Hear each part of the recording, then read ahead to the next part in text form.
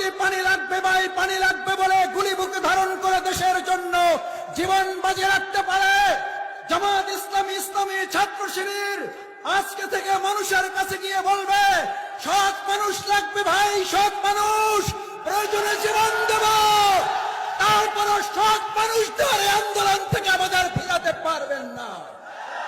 বীর মুগ্ধরা পানি বিতরণ করে তৎকালীন আন্দোলনকারীদের অন্তর প্রশান্ত করেছে। আমরা সৎ মানুষ বিতরণ করে 18 কোটি মানুষের মন জয় করব, ইনশাআল্লাহ সবাই পারব। সমস্ত অসত্য অন্যায়ের বিরুদ্ধে 15.5 বছর অন্যায়ের প্রতিযোগিতা চলেছে, আজ থেকে প্রতিযোগিতা শুরু হবে ন্যায়ের পক্ষে। আজ আমরা ত্রাণ দিতে আসিনি, আজ এসেছি রায়পুরবাসীর পাশে দাঁড়াবার জন্য। বিগত দিনগুলোতে ত্রাণ চুরির প্রতিযোগিতা হতো, বৈষম্যহীন বাংলাদেশে আজকে ত্রাণ দেওয়ার প্রতিযোগিতা শুরু হয়েছে।